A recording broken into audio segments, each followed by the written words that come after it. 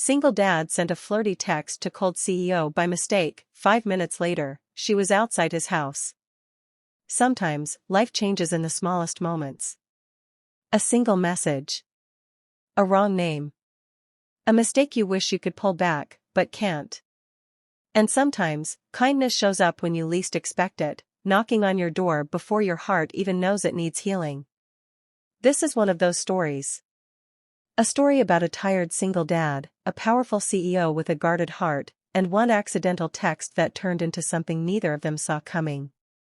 Before we begin, if stories like this move you, please subscribe, like this video, and share your thoughts in the comments. You're watching Heartfelt Moments, a place where real emotions and quiet kindness come to life.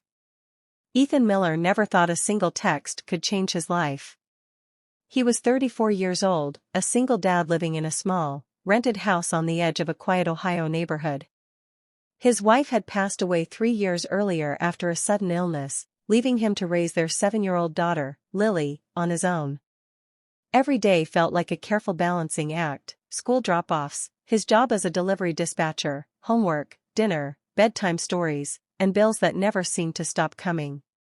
That night, after Lily had fallen asleep clutching her favorite stuffed bear, Ethan sat on the couch with his phone in his hand.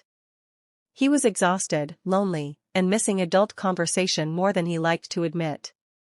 He had recently started texting a woman named Claire he met through a local parent group.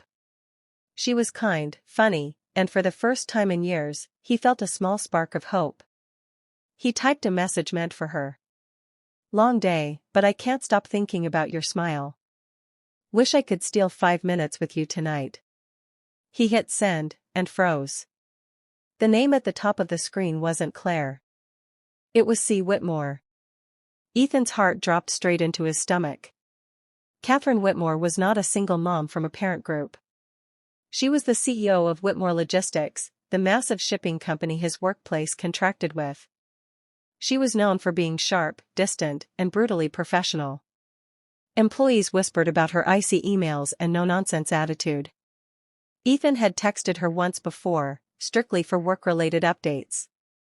His hands shook as he stared at the screen. Oh no. Oh no, no, no. He immediately typed an apology, fingers stumbling over the keys. "I am so sorry. That message was sent by mistake. Please ignore it. Completely my fault." He pressed send and dropped the phone onto the couch like it had burned him. Ethan paced the room, panic rising. He imagined losing his job. Being reported. Being labeled unprofessional. He thought about Lily sleeping peacefully in the next room and felt a knot of fear tighten in his chest.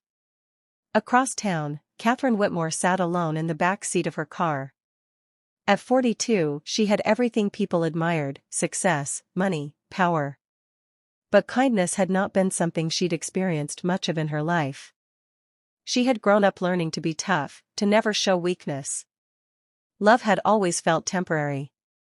Work felt safer. Her phone buzzed. She glanced down, expecting another report or complaint. Instead, she read Ethan's message. She blinked. Then she read it again. Something about the message felt human. Soft. Honest. And when the apology came seconds later, full of embarrassment and sincerity, it caught her off guard. She didn't feel angry. She felt curious. Without fully understanding why, Catherine asked her driver to turn around.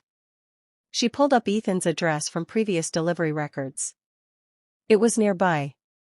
5 minutes later, Ethan heard a knock at the door.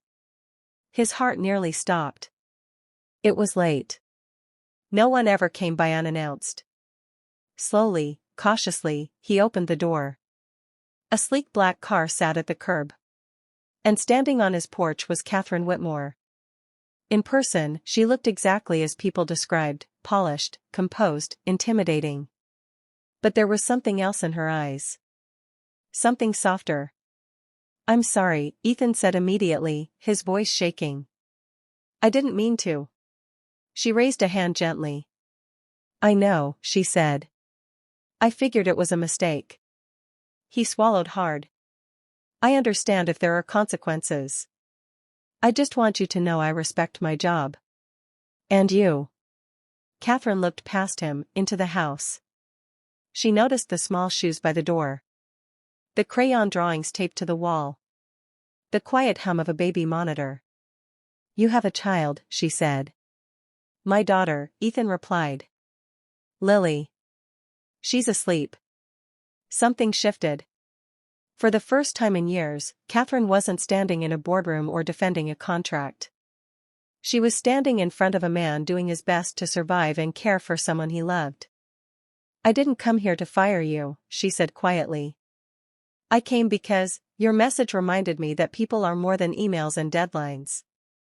They stood there, talking. Not about work. About loss. About exhaustion. About loneliness. Ethan told her about his wife. Catherine, after a long pause, admitted she had built walls so high she barely remembered what warmth felt like. Before she left, Catherine said something Ethan never expected. Thank you for being kind, even by accident. Weeks passed. Ethan kept his job. Catherine surprised everyone by implementing family-friendly policies at the company. Flexible hours. Better support for single parents. And sometimes, on quiet evenings, Catherine would stop by Ethan's house. Not as a CEO. Not as a powerful executive. Just as a woman learning how to open her heart again. All because of one mistaken text, and a choice to respond with kindness instead of anger. Life doesn't always change through grand gestures. Sometimes, it changes through patience. Through understanding. Through choosing kindness when it would be easier to shut the door. If this story touched you, let it remind you, kindness has a ripple effect. A small moment of grace can reach farther than you ever imagine. And maybe, somewhere out there tonight, one small act of kindness is waiting to knock on someone's door.